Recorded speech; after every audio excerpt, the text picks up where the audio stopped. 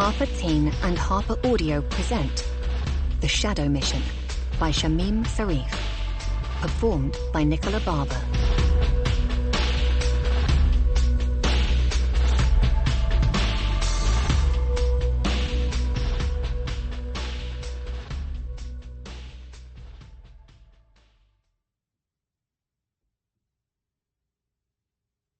Chapter 1. I'm finding it hard to breathe. Sweat drips down onto my hands, which cling so tightly to the handlebars in front of me that my knuckles pop out, bone white beneath my skin. Trickles of perspiration trail along the muscles of my arms and onto my thighs, muscles that are screaming at me to stop pedaling. But I won't. I'm winning this race, edging bit by tiny bit ahead of Caitlin and Hala. Each of us stares up at the screen illuminated on the wall before us. Our avatars, linked to the exercise bikes we're on, creep slowly around the glowing outline of a virtual track. The three of us are getting toward the end of 2 hours of early morning training here at Athena's headquarters. "Is that the best you can do, Kate?" I say. "I've seen grandmothers pushing shopping carts faster around grocery stores." I'm gulping for breath, but just the fact that I eked out a sentence that long is my way of taunting Caitlin. "Yeah, Jessie," she pants. "Well, not mine. She just chases down chickens for dinner." I grin. It's a funny image, and just possibly true, since Caitlin grew up in a tiny Kentucky town. Hala doesn't ever participate in much banter, so I just steal a glance at her, a sideways look she won't catch. Her face is tight with the pressure of riding at this resistance and intensity, her dark hair damp with sweat. She'll never boast or taunt, and she's a gracious loser. I should know, I beat her a lot. But she has a competitive streak as wide as a river. "Slow down," says Amber from behind us, her tone officious. "You're beating your all-time records for speed, but you're creeping into the danger zone for heart rate." Well, that's a momentum killer. "Amber!" Caitlin and I exclaim at the same time. Feeling the competition drain out of the room, Hala lets out a mild curse in Arabic. My foot slips off the pedal, and the spinning rubber catches on my calf, shearing off a thin layer of skin. I gasp and pause for a moment. "Sorry," Amber replies, in a tone that makes it clear how not sorry she is. "But this is training, not an ego contest." Amber is head of Athena's technology department, and also oversees our training, which she controls mainly by compulsively tapping data into an iPad. I love statistics and numbers, but Amber is off the charts when it comes to tables and graphs, and she might be just a tad obsessive about logging and tracking everything, from our lung capacity to her collection of old vinyl music records. But that obsessive attention to detail also makes her incredibly good at other things, like finding connections between shell companies and offshore bank accounts. Those are the kinds of connections that help Athena to bring down traffickers, terrorists, and a host of others who target mainly women and children. The kind of people that governments rarely have the time or budget to pursue. The kind of people our bosses, Lee, Peggy, and Kit, built this rogue agency to fight against. I get my feet back onto the pedals, ignoring the scrape on my leg that's just beginning to ooze a thin film of blood, and Caitlin gets her pace up again too, till we are both matching Hala. But the thrill of the chase has passed. We finish the track without the same intensity, leaving Amber stressing about our mediocre speeds. "Lee's not going to be thrilled with these results," Amber says, trailing us all toward the door that leads to the showers. She's probably right about that. It usually takes an effort of superhuman proportions for Lee to offer anyone a word of appreciation. "Then it's a good thing it's only ever you that I want to impress," I smile. "Sorry to break it to you, Jessie, but you're failing miserably." Amber's retort is cut short by a message flashing up on her phone. She glances at it, and then at us. "What's up?" asks Caitlin. "Clean up and report back to the Situation Room in 10 minutes, she says. I'd rather spend the short time we have in the locker room soothing my tired muscles under a scalding shower than wielding a hairdryer, so I leave my washed hair damp and tied back and meet my teammates by the elevator. Hala steps in first, and lets a small beam of blue light from the unmarked control panel sweep over her iris. Once it recognizes her, the lift starts to move up. None of us speak, and Caitlin leans tiredly against the side wall, so tiredly that her eyes actually close for a long moment. I'm just about to throw her a sarcastic comment about being out of shape, but a concerned look from Harla stops me. We both sneak glances at Caitlin again. Shadows form gaunt dips beneath her eyes, and there are fine frown lines on her forehead. Caitlin has decided she wants to slowly come off the anxiety meds that she's been on since her military tours in Iraq. Maybe that's not helping, or maybe she's reducing them too fast. Either way, she feels us staring. "What?" she asks, opening her eyes. Always reluctant to get too personal, Harla just shrugs and looks away. "You look rough, that's all," I say.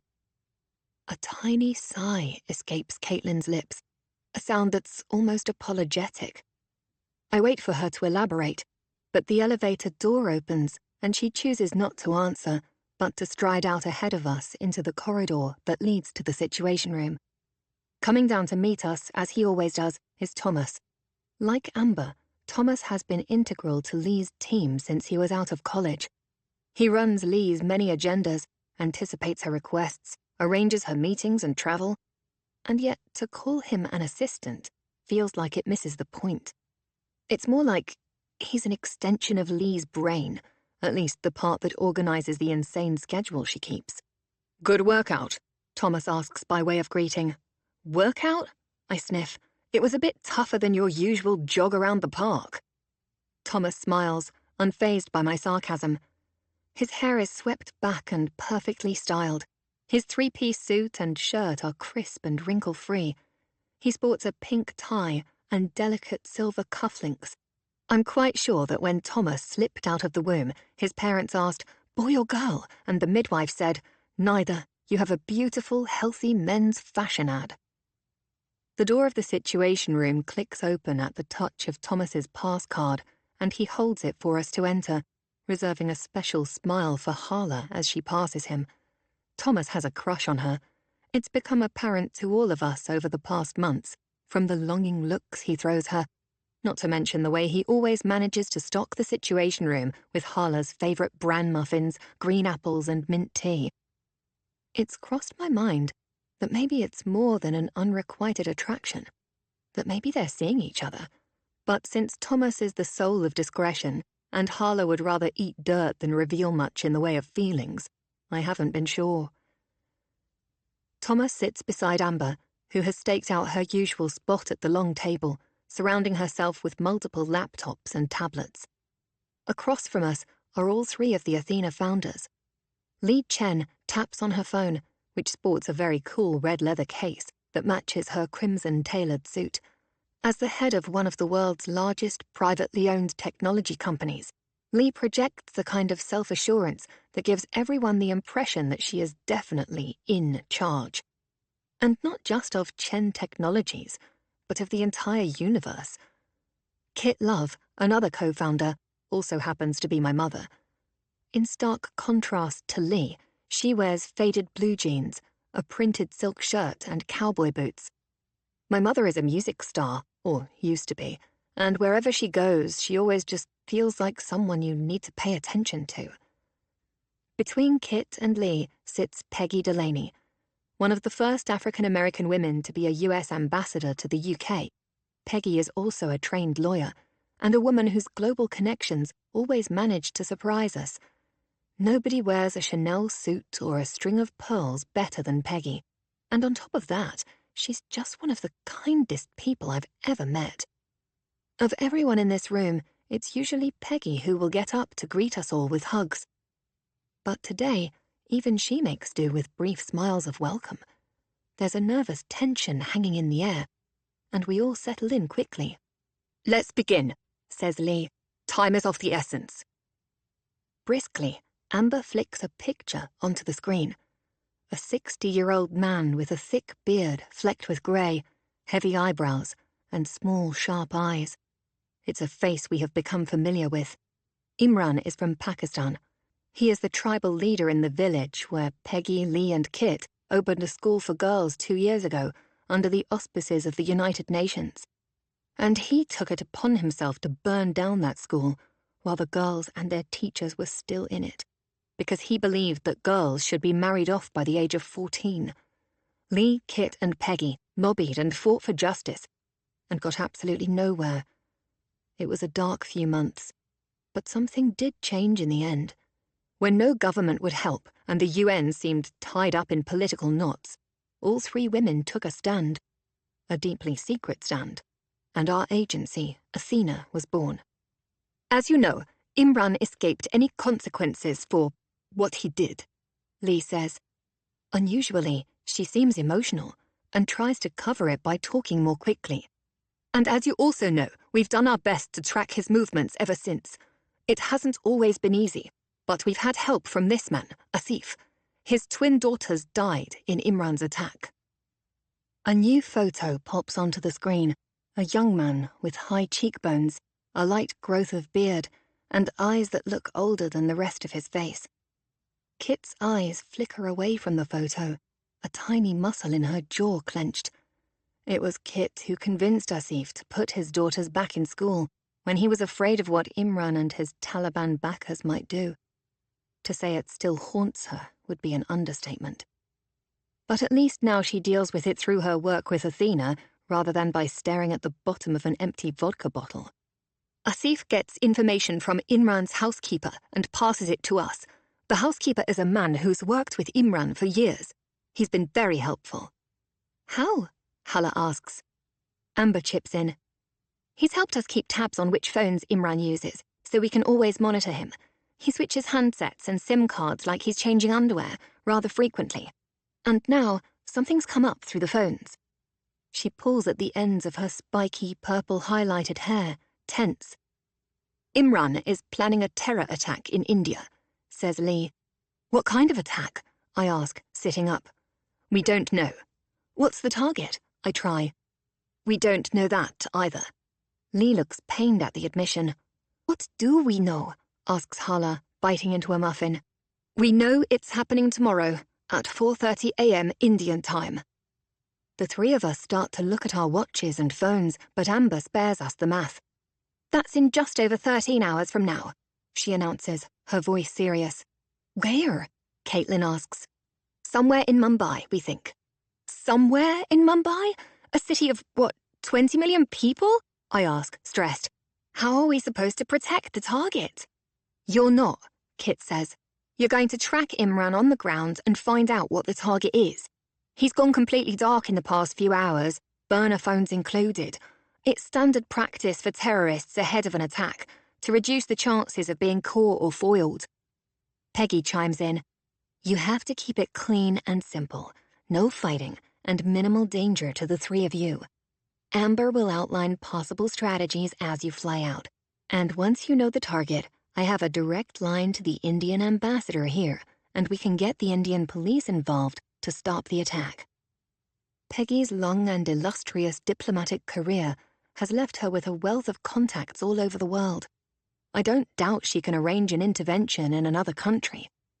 But the whole mission sounds pretty vague. I stand, suddenly too keyed up to even stay in my seat. Pacing around sometimes helps. And what do we do with Imran? I ask. Hand him over to Asif and his neighbors. They've been planning to take back their village for some time. The extremists supporting Imran have moved much farther north, and his funding is drying up. That's all fine and dandy, but another question is bugging me. Why is Imran targeting somewhere in India when he's over the border in Pakistan? He's working with a relatively new group called Family First, Peggy explains. They are so new we don't have anything much on them. But he's referenced them in connection with this upcoming attack, and there is intelligence out of India about them. They're against gender equality, anti-LGBTQI+, and their biggest focus is to stop women and girls being educated or working, because it erodes traditional family values. Hala makes a face that communicates her disgust with that manifesto. Have they committed attacks before? Caitlin asks. No, says Peggy. There's a brief lull, but it seems like these scraps are all the information there is. Lee nods to Amber to deliver the practicalities. "You'll be on a private flight to Lahore 2.5 hours from now," says Amber, reading from one of her tablet screens.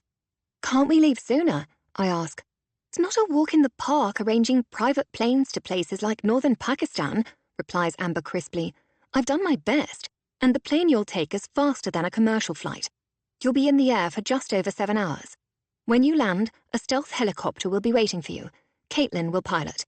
Estimated time to get to Imran's village is around 30 minutes, giving you over an hour to get the target details out of him." Well, there's not much margin for error there. The room falls silent, probably because we're all wondering at the immensity of the task. Only the sound of Lee's manicured nails tapping compulsively on the table fills the air. It's not a sound I've ever heard before from her, the sound of nervous tension. And it doesn't make me feel great. "I'm not happy about this," Lee admits at last. "It's rushed. But if we do nothing and people die..." There's a moment's pause, broken finally by Caitlin. The oldest of us agents, she's our team leader and often our unofficial cheerleader too. "I think I speak for all of us in this room when I say we never met a challenge we said no to," she says seriously. "Let's get our asses in gear." "How poetic," Amber comments. "I think Shakespeare may have said that first." She packs up her workstation. "Possibly Maya Angelou," says Thomas. I snort, and even Kit and Peggy stifle smiles. "Gimme a break, all of you," grumbles Caitlin, getting up. We all follow her and rise to clear the room. Chapter 2. Kit meets me at home, where I've rushed back to grab some things before I head to the airfield to board the flight to Pakistan.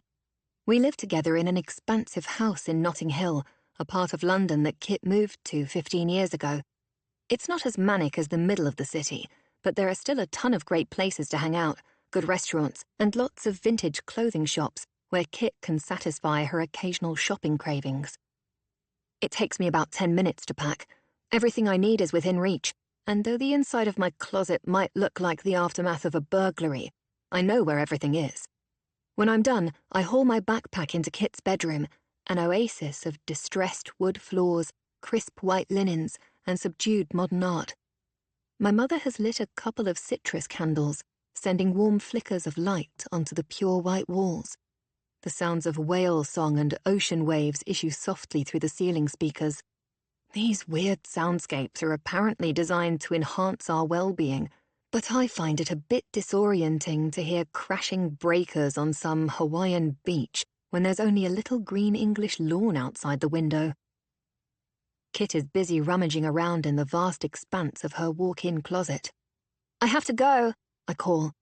My mother hurries out with a pile of shirts hanging over her arm. "What about these?" she asks. I sigh. My backpack is stuffed full of plain t-shirts, which vary only in that some of them are white and some of them black. Unsurprisingly, most of Kit's clothing just looks like it belongs to a music star, and none of it is really my style. "Seriously, Mum?" I ask. "If you want to help, why don't you—" The doorbell interrupts me. I'm closest to the video monitor panel mounted next to Kit's bed. The image is in color, high definition, crisp and clear. I feel like I've seen the man standing there before, also on a screen. Then I realize where. I've seen him on the TV news, not to mention in person, just once. "That's Jake Graham," I say. "The journalist?" Kit asks. "How many Jake Grahams do you know?" "Bloody hell," Kit sniffs. "He trashed you," I remind her, as if she wouldn't remember. During our last mission in Belgrade, Kit went undercover and gave a performance for the human trafficker Gregory Pavlik. It was purely as a distraction, so that Caitlin could break into Gregory's office and find the evidence we needed to bring him down. Despite our best efforts to keep the concert quiet, the story hit the press, and it was written by Jake Graham, the crusading social justice reporter. And so it looked like my mother was a money-grabbing has-been singer who'd played a gig for a scummy criminal. It turned public opinion against Kit, but she shook it off, deciding it was a good thing. Nobody would suspect a sellout singer of running a secret agency to help women.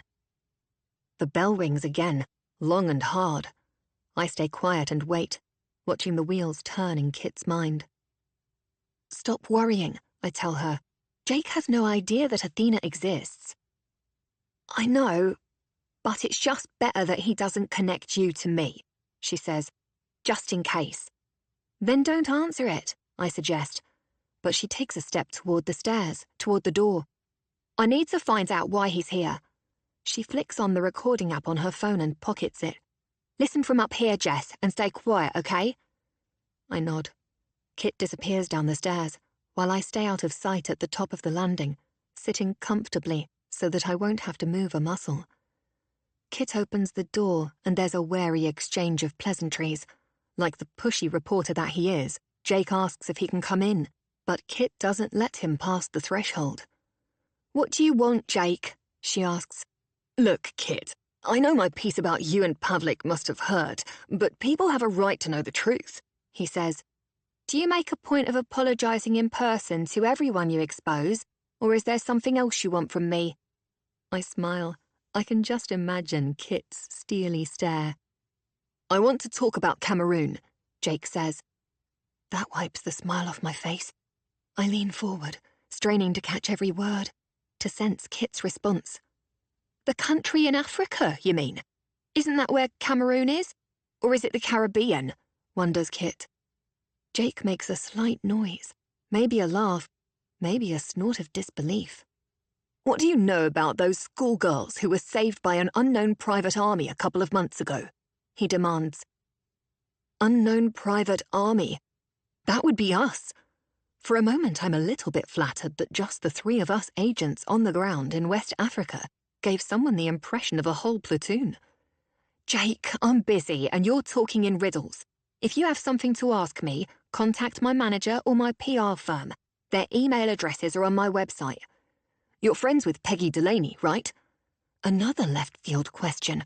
And I'm sure Jake has noticed that it's keeping the front door open and Kit planted on the step. She makes a sound of acknowledgement.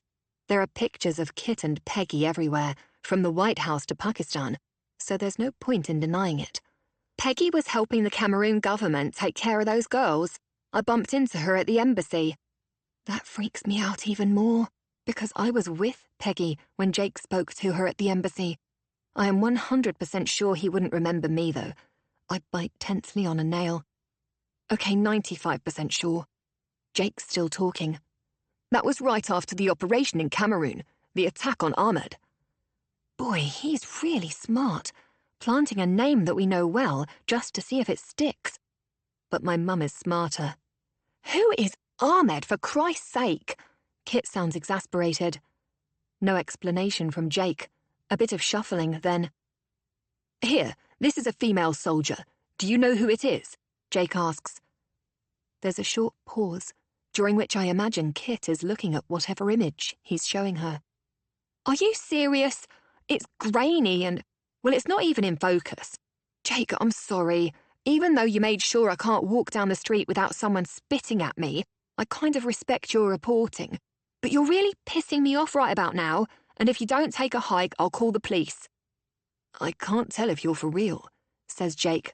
Trust me, I just need to push this panic button, and the cops will be here in 3 minutes. Not about that, Jake continues, perfectly cool. I really want to run downstairs and punch him, but I sit on my hands and make myself breathe quietly. About Gregory Pavlik, continues Jake, and his voice has dropped now, like he's trying to genuinely connect with Kit. Your whole women's rights campaigning thing, all these years, it always struck me as, well, honest.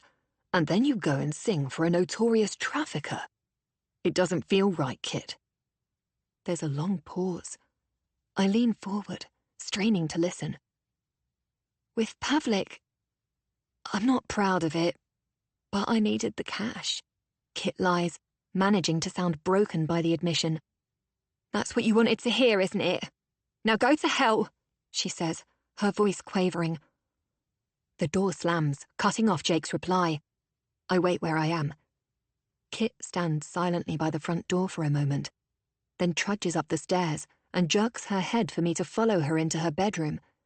It overlooks the back garden, not the street, but we both stay far from the windows in case Jake is still hanging around, sniffing for scraps. Kit paces up and down the pale wooden floor by the side of her bed, staring at the planks beneath her feet. She's literally wringing her hands together. I can understand why. Nobody sanctions what we do at Athena. If we're found out, it would mean jail time for all of us, not to mention an end to our work. Something has clearly spooked my mother. I can guess what it is, too. That picture he showed you? The female soldier? Where was it from?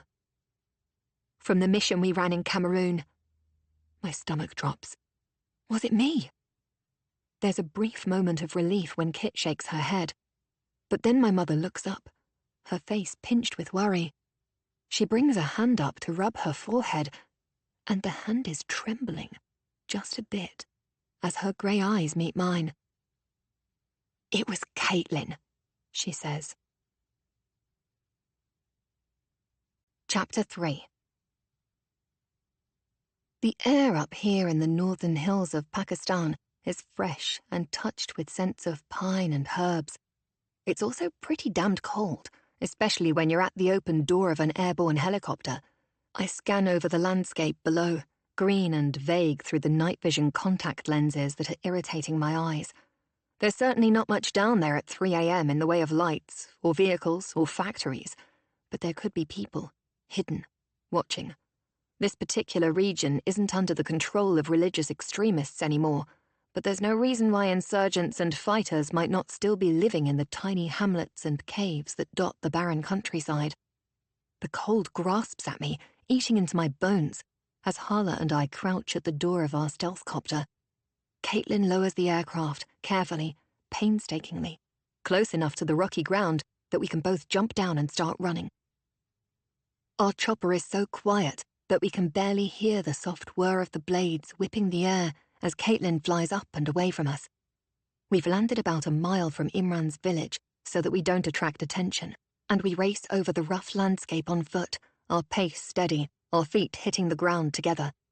We are late, not by much, but we still have very little time left to mine Imran for information. Hey, I say to Hala, shall we go a bit faster?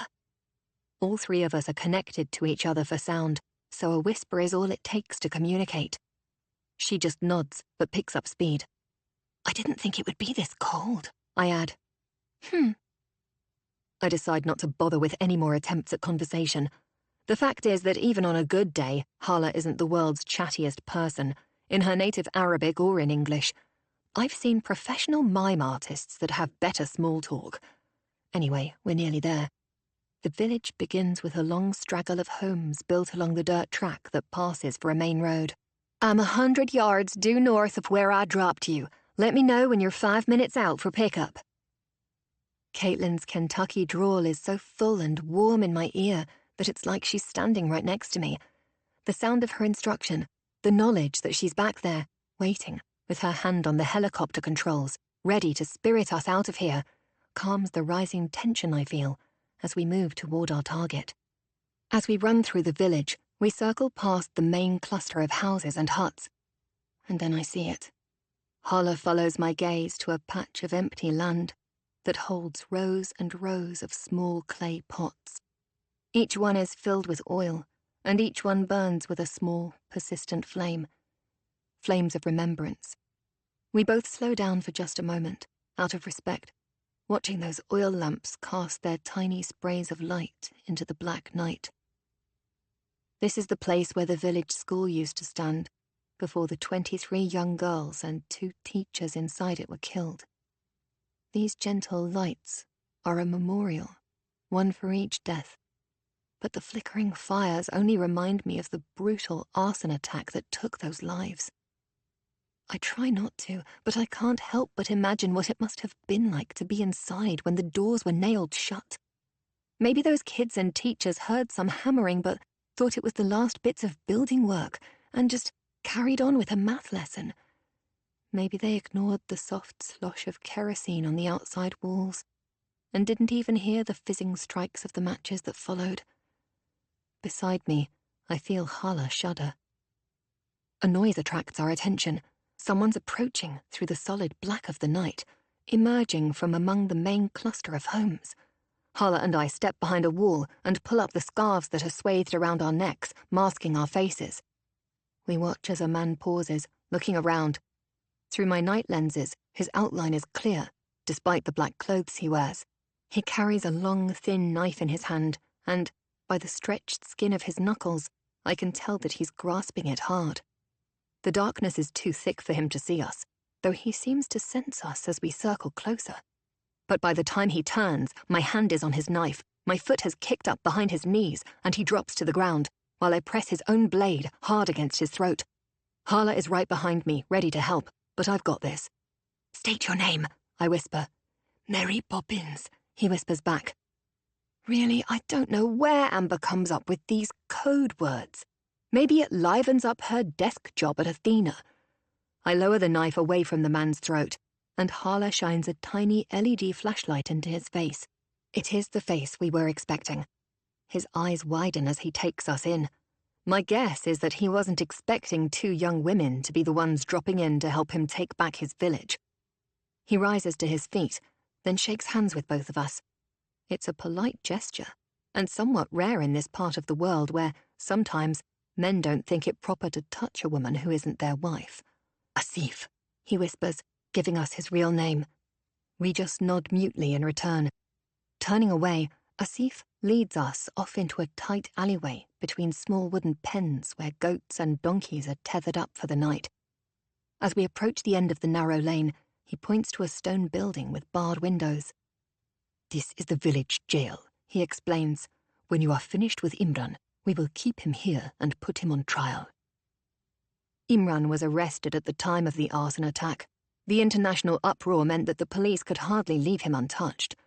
But news cycles move on fast and forget even faster. With extremists' money and weapons backing him, the police didn't have the courage or inclination to press charges against Imran, and he was released within weeks. He returned to his big house here in the village, and nothing changed. The villagers who lost their daughters swallowed their rage, fearing their sons might be next. But now, the fundamentalists have retreated north, and Imran's power base has crumbled. And so, Asif and the others are willing to take back their village and rebuild what was burned. Some justice for the loss of those young girls with big dreams of going to school, the girls whose hopes and bodies turned so quickly into dust and ash. "We'll deliver him as soon as we are done," I assure Asif. "Thank you for your help so far." "There are 3 guards outside his house," Asif tells us. "Once you get past them, the housekeeper will let you in the kitchen door." Using his phone, he shows us a picture of the housekeeper so we don't trust the wrong guy. "Got it," I confirm. Asif points us on our way, but Imran's home is not hard to find. A sprawling, whitewashed house that squats heavily on a plot considerably larger than any of the others in the village. A forbidding wall at least 12 feet high and 2 feet thick forms a protective square around the dwelling. I extract a small dart gun from the holster that clings to my body armor. We pace with light steps along the outside wall of the house. As we reach the front, I take over the lead position from Hala and sneak a look around the corner. 2 men in white robes lean against the wall, smoking, looking more than a little bored of guarding the place. Concerned, I turn back to Hala and indicate that there are 2 guards there, not 3, as Asif said. When the 3rd man materializes like a spectre, out of the darkness behind her, he advances on us, a crowbar raised high over his head. In a flash, Hala ducks, giving me a clear shot. My dart fires into his neck, and he falls like a stone before he can bring the weapon down. But the sound of his body and the crowbar crashing to the ground has alerted the other 2. Their steps pound toward us, and I move out quickly from my cover behind the wall and shoot again, twice. They both drop, drugged into unconsciousness that will last for a couple of hours at least. Within moments, Hala is high above me, scaling the smooth surface of the wall as easily as if it were a staircase. Only once does she slip, but she rights herself and makes the summit in seconds. She carefully slices away the curls of barbed wire that festoon the top. then drops a climbing line down to me. Quickly, silently, we use the line to make our way down the other side, into the heart of Imran's home. We find ourselves in a wide open-air courtyard that clearly forms the entrance into the house, which lies ahead of us, looming darkly in the night. The word courtyard always feels kind of romantic to me. It makes me think of cool shadows, high pillars, maybe candles. That's definitely not happening here. For a start, a stench of raw sewage wafts up from a blubbering drain to our left, and the only light source is a lurid fluorescent bulb dangling by a wire inside a wooden outhouse across from us. The scent of jasmine wafts past for a second, but it's soon lost under the odour from the drain. Light glimmers in a room at the far end of the courtyard, sending a splash of white onto the rough concrete floor before us. Through those lit windows, we can see the outline of cooking pots hanging from the ceiling and, against the wall, a wood-burning stove. Harsh bulbs give the white walls a greenish glow, and inside, a tiny old man moves about, the housekeeper. Through Asif, we've learned that there's not much in the way of 9 to 5 hours in Imran's house. If you work for him, you can rely on being on call 24/7, and he has a habit of staying up most of the night, plotting and planning with his cronies, and then sleeping through much of the day. What we're expecting tonight is that Imran will indeed be awake, anticipating the attack that's due to happen in less than 40 minutes from now. And what we really want is for him to talk to one of his buddies about it, preferably in exquisite detail, giving the London team the details they need to alert the Indian police. Hala taps lightly on the back entrance to the kitchen. The housekeeper startles, then scampers over to open the door with quick, neat movements. For a moment, he stares, stunned by the fact that we are women. Then he gets over it. He looks at us questioningly, like he's awaiting instructions. Hala turns to a platter of crisp pastry samosas sitting ready on the table, and she sticks a clear, wafer-thin microphone dot onto the base of the plate. She shows the housekeeper, who nods, impressed that it's invisible. Then he pulls us into a dark corridor and indicates that we should wait there. The passageway that we stand in leads directly into the living room, where we can now hear Imran and his comrades chatting. It's good to be out of the coarse, bright light of the kitchen. I feel less visible out here, even though we are closer to Imran. But now, I use sign language to urge the housekeeper to get going. It's driving me nuts that Imran is jabbering away and we're not picking up the conversation. The old man hurries down the long, dark corridor to deliver the plate. Within seconds, in our left ears, Amber's super cool tech feed gives us a constant translation of the Urdu conversation that the mic is now picking up between Imran and his friends. There's a delay of about 3 seconds, no more. I glance at Hala, relieved. But if we were hoping for high-level terrorist discussion, we're out of luck. Right now they're taking turns complaining about their families and how the first wives are so jealous of the second and third wives. Everyone has their cross to bear, I suppose, but somehow I can't get there with the sympathy. I check my watch, which has a handy countdown timer that only makes me more stressed. Only 35 minutes to go. We have to get the information soon for Peggy's contact to have any chance of mobilizing the police and evacuating the potential victims. In our ears, the chatter from the living room pauses. Then finally, Imran speaks. "Not long now," he says. He sounds pleased with himself, his tone arrogant. I glance at Hala. She looks hopeful. Please, I pray, let this be it. 4:30 in the morning. Everyone will be sleeping, says one of his guys, like he's congratulating Imran on his genius. Maximum casualties, confirms another. My heart is pounding with stress, with willing them to say more. Where are these casualties meant to be? I never thought us Pakistanis would be working with Indians, laughs Imran. Muslims and Hindus, sworn enemies. But family first is a bigger cause that unites us all. Murmurs of appreciation rise up for Imran's comment. What made you choose this target, brother? Asks a different man with a high voice. Imran gives a low chuckle. This target? This met all the requirements for family first. But for me, it was also personal, my friend. Next to me, I feel Hala tensing, leaning forward just a bit. We're getting close. Keep talking, Imran, I think. Just a little more detail, and we can hand you over to the villagers and hightail it back home. And then something blurs past us, right through the corridor, and then it stops, just as suddenly. I stare, my eyes wide open, my ears filled with the sudden hammering of my heart. It's a little boy, maybe 6 or 7 years old, tousle-headed, sleepy. One of Imran's kids, probably. The boy turns in surprise and stares open-mouthed at the dark outlines of me and Hala, standing there like statues in the corridor. Time slows to a crawl. I feel the blood pulse in my ears. As I watch, dull-headed, unable to think. Hala makes the tiniest move forward, then stops. Because I can't think of what else to do, I put my finger to my lips. Wide-eyed, the boy watches us in fright for a moment more, then turns and runs, screaming, into the room where Imran sits. Chapter 4. We are already racing the other way, back up the corridor. In our ears there's an echo of voices, a translation of the child's frantic warnings, and then the questions, the surprise from the men in the room as they rise and hurry out to investigate. A shot blasts into the corridor behind us, lodging into the wall just as we hurtle into the kitchen. The housekeeper is at the sink. Before he can even turn at the commotion, Hala has pushed him to the ground, using the table to cover him as best she can.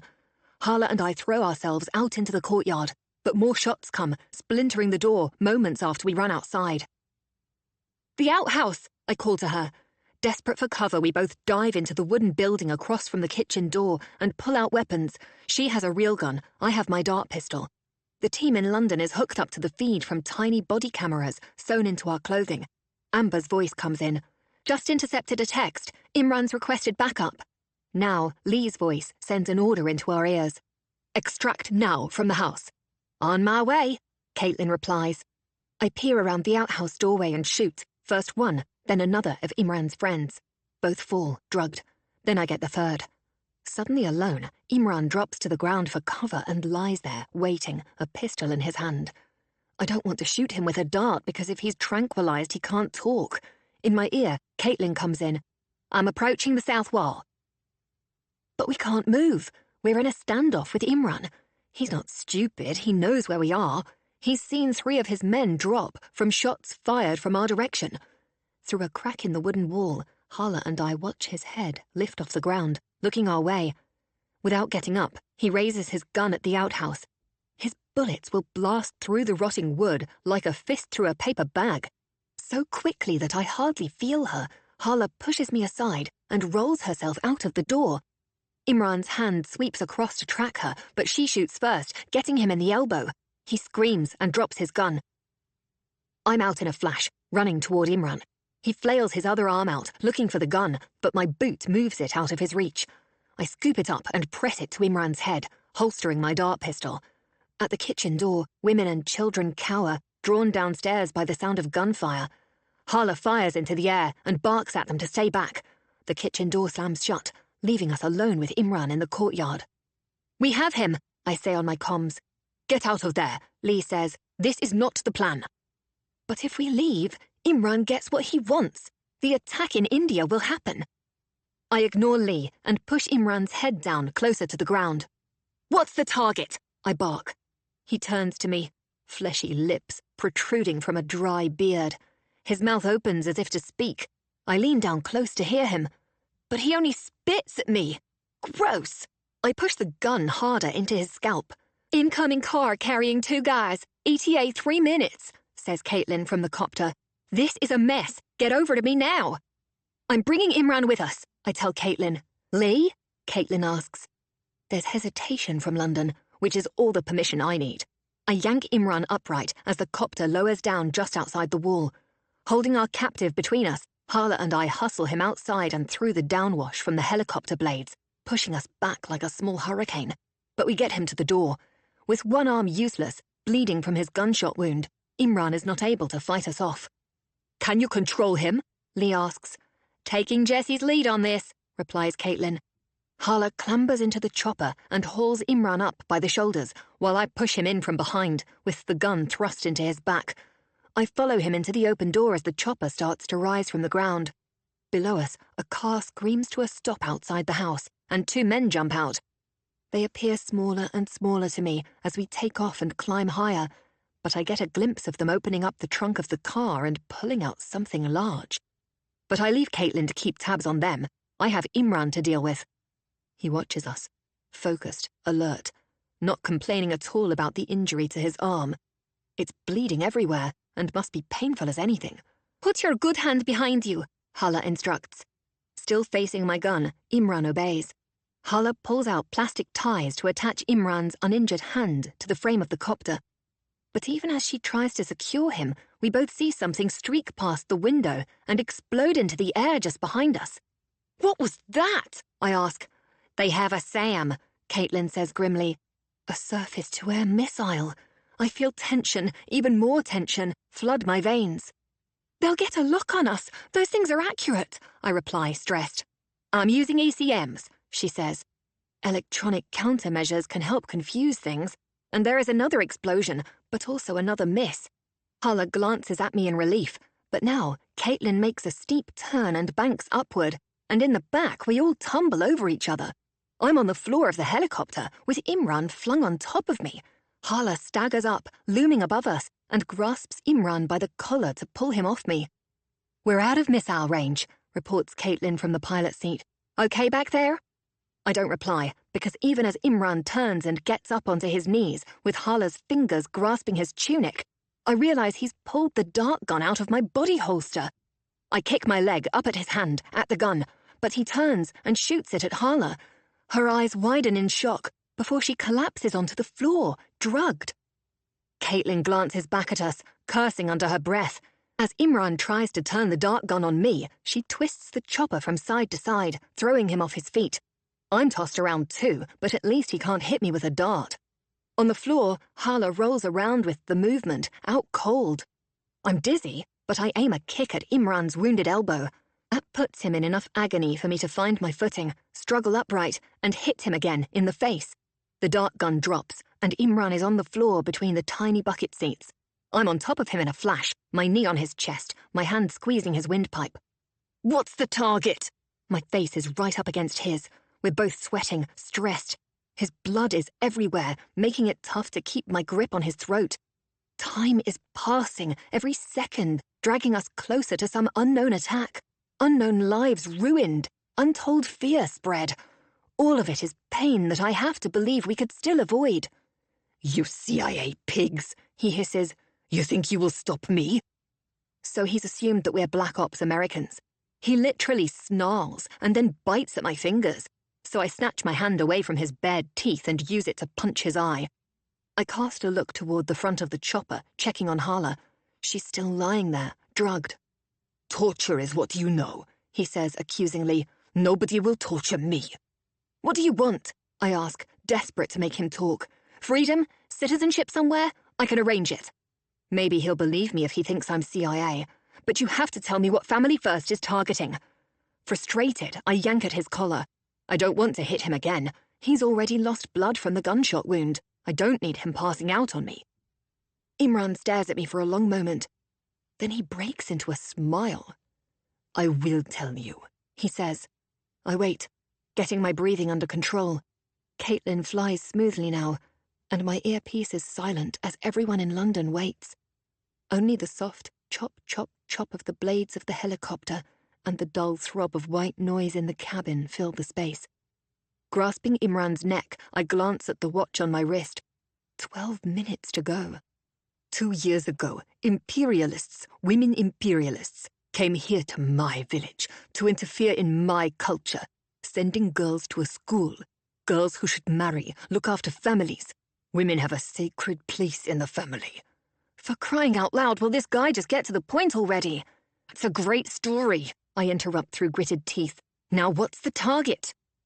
Those imperialist women still educate girls, he says, managing to smirk through the pain of his arm. I hesitate. I'm assuming the imperialist women he's talking about are Athena's founders. As for education, all 3 of them run foundations involved with schools, universities, and career training for women, dotted all around the world, including some in India. They own some of them, fund others, or are on boards of governors. Let's get specific, shall we? I press my knee harder, lower, into Imran's solar plexus, and it makes him gasp. I will tell you, he says, because you are too late to stop it. I clench my jaw as I watch the countdown dip toward 9 minutes. The most disgusting of these women is a whore, he spits, a singer, entertaining men on a stage. He means my mother. What's her name? I say, just to be sure. Kit Love, he says. She has 2 schools in Mumbai. In a few minutes, she will only have 1. Even having to look at him makes my stomach turn. Did you get that? I yell at my team, but my question is drowned in a sudden cacophony of voices and instructions in London. They got it all right. The audio drops out suddenly, but there's nothing wrong. It's just that the London team won't want us distracted with whatever they are doing. I scramble up, grasping Hala's handgun, and turn it onto Imran. I'd rather control him without having to be on top of him. For one thing, I can't stand to be near him, and for another, it gives me a chance to check on Hala. She's unconscious, but breathing fine. With my free hand, I slip her own kit bag under her head and arrange her limbs more comfortably. At the back of the chopper, Imran pulls himself to his feet. You can't stop this, Imran says. This is bigger than one attack. It's bigger than me. It is a movement, and it will only end when family values are restored to the whole world. With a sudden movement from his good hand, Imran flips open a control panel attached to the rear door right beside him. Don't touch that, I command, moving closer, threatening him with my gun. But his hand is out, feeling for the red lever that opens the rear hatch of the helicopter. Or what? He sneers. You won't shoot me. You want me alive, so you can torture me for more information. No, I begin, but he slams down the lever.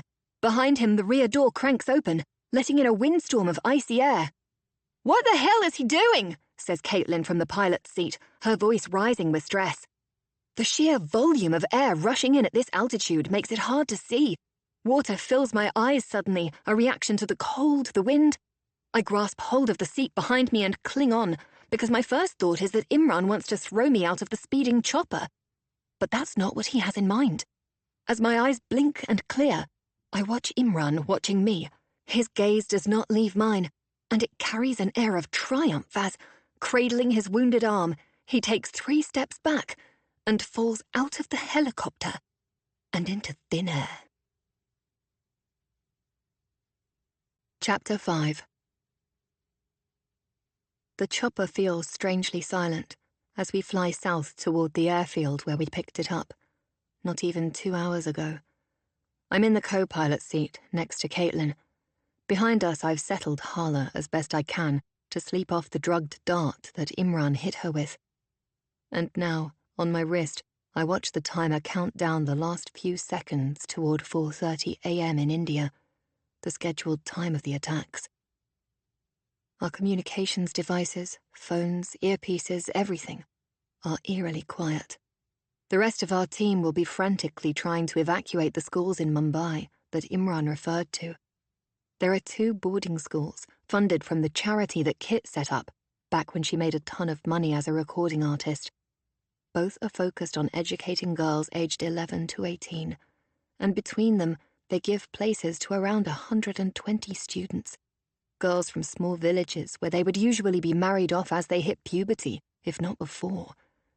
The schools are not only places to live and study, a safe haven where the students learn reading, math, and science skills. They also keep girls out of arranged marriages while they're still children. Instead, the curriculum sets them up to go to university or get a job and, either way, get equipped for some independence. I reach into my backpack for wipes and use them to clean my face and hands. I can feel sweat and congealed fluid, probably Imran's blood, seeping into my clothes, pooling under my nails. It also gives me something to do while we wait, and the waiting is painful as we stand by to find out what has happened. At the moment that Imran finally spoke up, there were only 8 minutes to go. It's hard to imagine that any kind of attack could have been averted, and that's assuming that Imran even bothered to tell us the truth. Leaning my head tiredly against the back of my seat, I watch Caitlin fly. Her calm demeanor, her methodical movements, are soothing. Her kind blue eyes glancing encouragingly at me remind me of all the good things in the world. But then Peggy's voice crackles into our ears. I sit bolt upright. We both do. "How's Harla?" Peggy asks. Her voice is heavy. "Vitals are fine. It'll take another hour till she's conscious," I say. "Peggy, tell us." There was a bombing at one of Kit's schools. She sighs. There's a crack in her voice when she continues, and the sound of it makes me feel ill. There just wasn't enough time. By the time the message reached them, they had only started to evacuate. Caitlin looks at me, her eyes full. She swallows down tears. "How many casualties?" Caitlin asks. Still waiting to find out. "I'm afraid the number will be high," Peggy says. I put my head in my hands. "Peggy, I'm sorry," I say. "You did everything you could. You all did. We got so close." "How's Kit?" I ask. Peggy hesitates. She's taking it hard. She's off comms right now, getting ready to head to Mumbai on the next flight out, to meet the families of the victims, attend funerals. I'll travel out too, separately. There's a moment of quiet, of respect and reflection, before Caitlin gently breaks the silence with a question. "So what's our plan now?" Lee chimes in, focusing us all with a set of efficient orders. "Amber will get you to Mumbai this morning," she says. "You have 3 things to do. Find the bombers, investigate this family first outfit, and protect the remaining girls." We're all tired, but in the early morning traffic of Mumbai, the possibility of sleep fades pretty fast. I've never tried drugs, but negotiating the city's dense traffic from the back seat of a taxi with windows open to the damp, surging heat outside feels like some kind of bizarre rush. Even Hala, who claims that roads in the Middle East provide the true test of driving ability, hangs on to the passenger strap as we career past acres of land covered in tented slums and into town. "Feeling okay?" Caitlin asks Hala. "No, we failed in our mission," Hala replies, ignoring the fact that she was clearly being asked about her recovery from the sleep dart. But her churlish reply is only self-blame, directed outward. Caitlin looks at me, pained, but says nothing more to Hala, who turns away, sullen, and goes back to watching the road beside us. The truth is that we've all spent the past few hours replaying the whole Pakistan mission in our heads, trying to think of ways we could have done better, ways we might have coaxed Imran to speak earlier. Our only consolation is that since Imran's cronies were drugged, Asif was able to mobilize the village to drag them into jail. There were more than enough angry fathers and mothers to take on the extra men who turned up with missiles, too. Now that the power balance has shifted, and especially in light of Imran's death, it looks as if the village will at last be back under the control of the farmers who live there. Ahead of us, a truck crammed with chickens bursting out of wooden crates wavers as it turns a sharp corner. To our right, 3 goats are driven along by a young boy. To our left, a family of 4 cruise by, all of them riding on one moped and with one helmet between them. I pay attention to how our driver negotiates the whole mess. He's certainly skilled in a way they don't teach you at any driving school. He spots gaps where the rest of us would see only bumper-to-bumper gridlock, and wheedles the taxi in and out of different traffic lanes with minimal fuss, but plenty of horn tooting. Our first stop is a monolithic, faceless apartment building in Andheri. We approach it along side roads where people linger at tea and food stalls built in ramshackle lines along the sidewalks. It's here that Caitlin and Hala will stay. The building is popular with tourists who can book its apartments through an online app, so it's a place where newcomers are always coming and going. This way, they should attract as little notice as possible. They exit the cab and collect their backpacks from the trunk. Before I continue on in the taxi, Caitlin looks in at me through the window while Hala waits behind her. "We'll go get some food and clothes. Then we'll explore how to secure the girls at the other school," says Caitlin. "Keep me updated," I say. "Yeah. Enjoy your swanky hotel." She smiles briefly, trying to lighten the heaviness we all feel.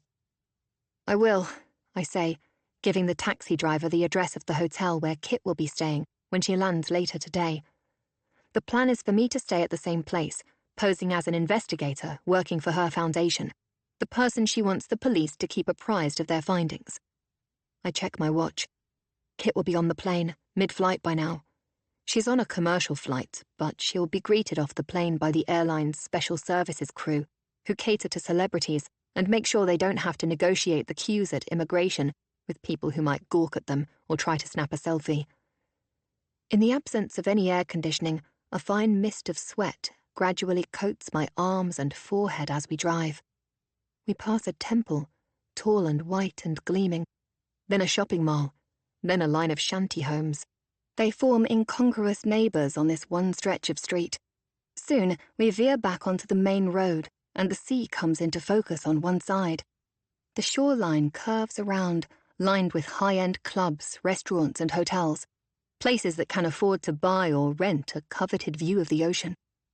Along the way, I ask the driver to stop at a drugstore. He swerves to the curb in front of a row of tiny shops, their merchandise piled up on all sides, protected from rain only by tarpaulins stretched across to form an insubstantial roof.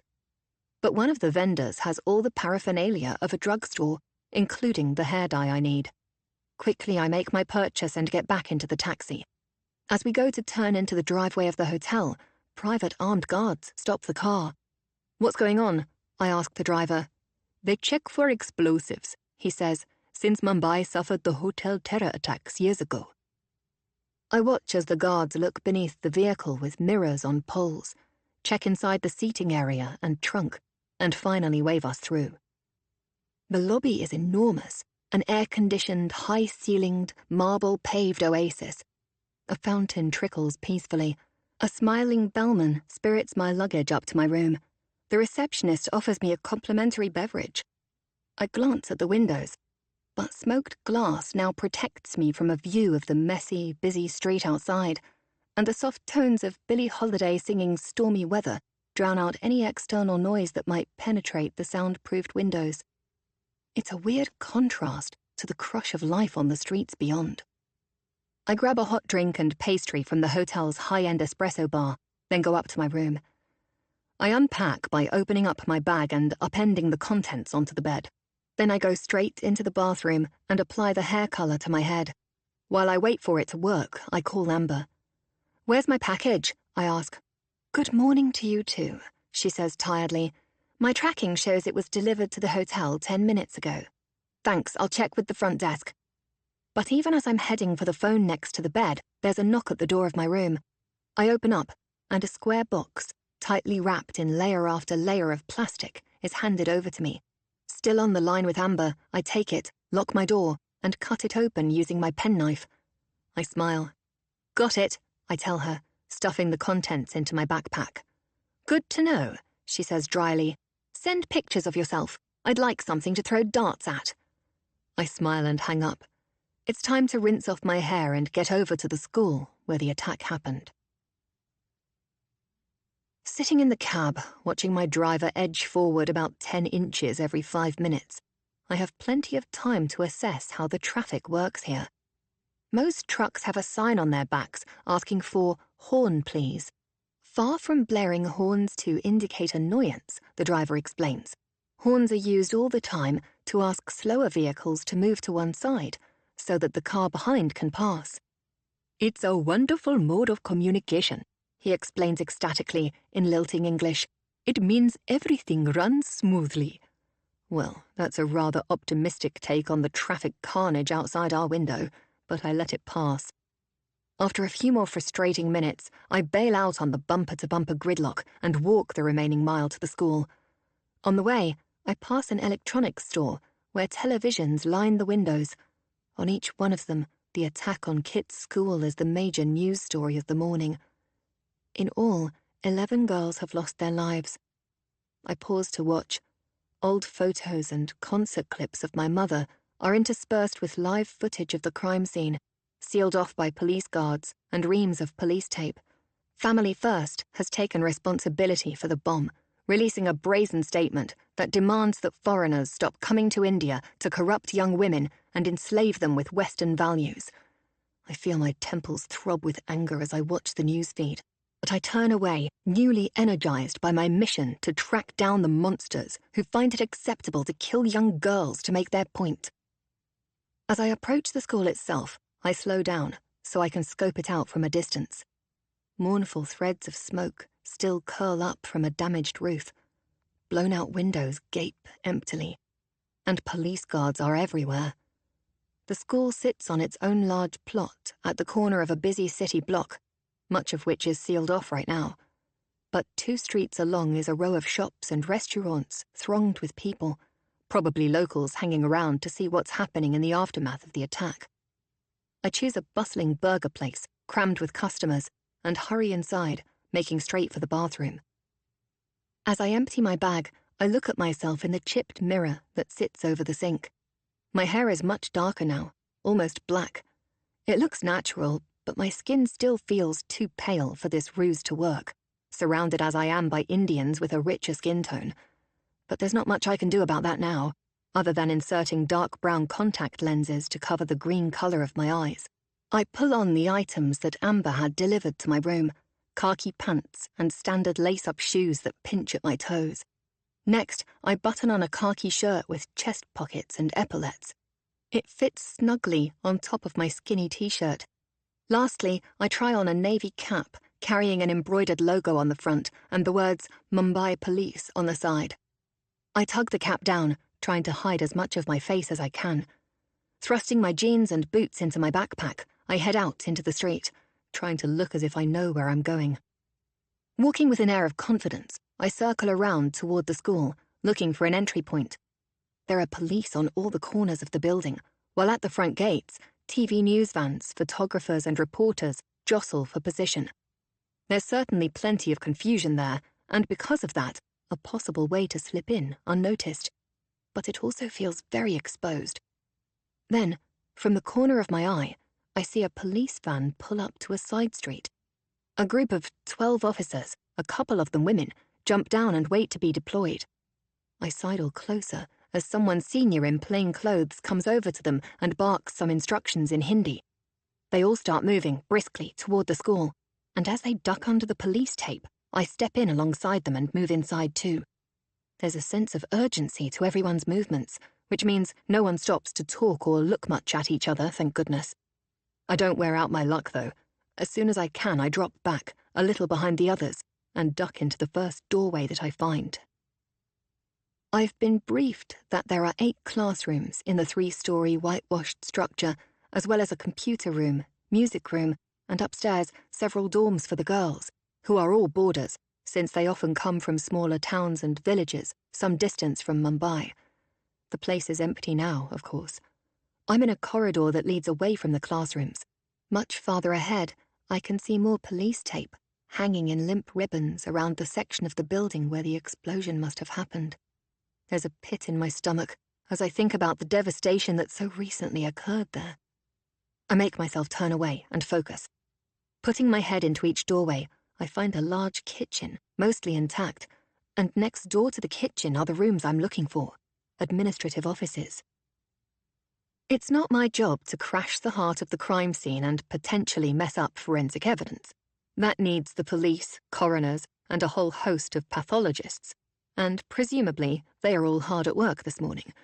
What I'm looking for is any information about the running of the school. Who works here? Who might have been a recent hire? Who might have been a temp worker? Anyone who could have been in on this plan. Anyone who may intentionally, or even inadvertently, have given the bombers access. It's also important that I don't get caught impersonating a police officer. Most jurisdictions find that unpalatable, to say the least. In any event, my disguise has already done its job, allowing me to get into the crime scene. Swiftly, I pull off the police uniform, revealing just my t-shirt. Then I pull my jeans back on. I step back into the kitchen and hide the uniform by stuffing it deep inside the back of a washing machine that's under the sink. Lastly, I remove the brown contact lenses. Then I turn my attention to the offices. I hack open the desktop computer and start uploads of the data to a secure cloud server, a server that is monitored directly by Amber in London. Then I start working through the sheets of paper on the desk and in the drawers. There's even a filing cabinet, How irritatingly retro in a cloud storage world. Like I have time to filter through the paper crammed inside. And it's going to be hard enough getting out of here under the radar without dragging stacks of files along with me. Sitting at the desk, I quickly become absorbed in recent paperwork tossed in a tray, perhaps waiting to be filed. It details annual maintenance work completed just 2 days earlier by a local plumbing company. I snap some photos of the documents, then slip my phone back into my pocket and lean down to check inside the desk.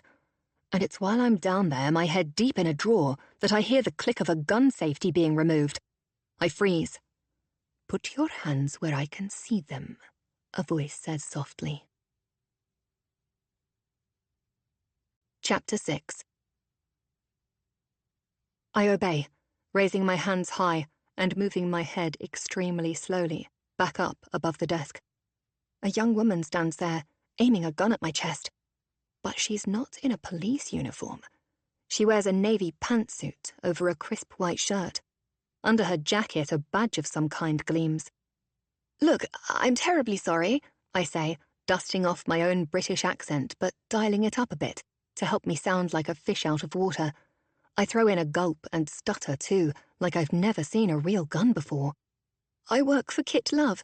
She sent me here, and I couldn't find anyone to ask permission from, so I just came in." "Hands on your head, interlace your fingers," the woman commands. I do as she asks. "Can I show you my ID?" I try again. My hand slips down from my head to reach for it, but a jerk of her weapon persuades me not to. "Get up and stand facing the wall," she says. Once I'm there, she approaches, still holding me at gunpoint. "Where's your ID?" she asks. "Back pocket of my jeans." She pats down my pockets and extracts the fake ID that Amber gave me. On it is a fictional name, Jessica Flynn, instead of my real name, Jennifer Archer.